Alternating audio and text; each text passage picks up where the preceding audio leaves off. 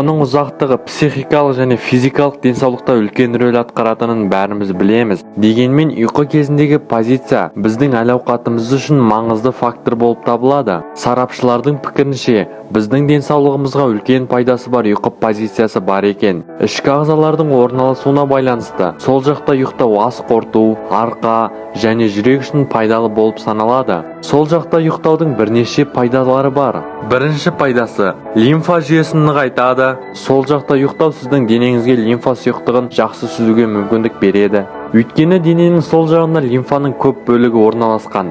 Батыс ғалымдары да сол жақта ұйықтау пайдалы деп анықтады. Сол жақта ұйықтау денеге мидың қалдықтарын жақсы өңдеуге көмектеседі. Оң жақта ұйықтау лимфа жүйесінің тиімділігін төмендетуі мүмкін. Екінші, ас қорытуды жақсартады.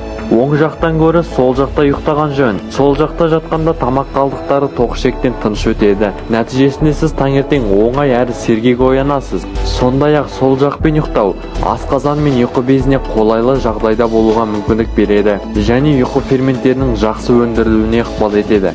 Үшінші, жүрекке пайдалы. Дәрігерлер ұзақ уақыт бойы жүкті әйелдерге сол жағында ұйықтауға кеңес берді. Сіз жүкті болмасаңыз да сол жақта ұйықтау жүрек кернеуінің бір бөлігін жеңілдетуге көмектеседі. Алайда мамандардың арасында әлі күнге дейін жүрек денсаулығы үшін қай жақта ұйықтау жақсы екендігі туралы әлі пікірталастар бар. Мәселен, созылмалы жүрек жеткіліксіздігі бар адамдар және инфарктпен ауыратындар оң жағында жақсы ұйықтайды.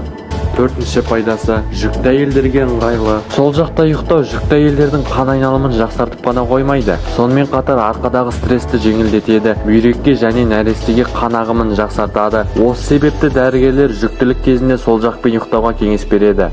Бесінші, арқадағы ауырсынуды жеңілдетеді. Созылмалы арқа ауруымен ауыратын адамдар сол жақта ұйықтаудың үлкен пайдасын көре алады. Өйткені бұл омыртқадағы қысымды азайтуға көмектеседі.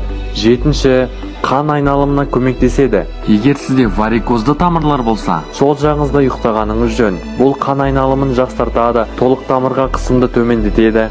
Сол жақта ұйықтаудың пайдасы көп айтылғанына қарамастан, жүрек аурулары, глаукома және карпальды туннель синдромы бар адамдар сол жақта ұйықтауға абай болу керек және дәрігермен кеңесу керек екенін атап өткен жөн.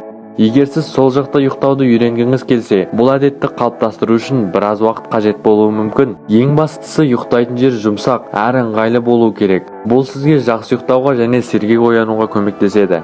Достар, осы видео пайдалы болса, арнаға жазылып, осы видеоға лайк басып, комментарияға сіз қай жағыңызбен ұйықтайсыз, соны жаза кетіңіз. Келесі видеоларда кездескенше, қош, сау болыңыздар.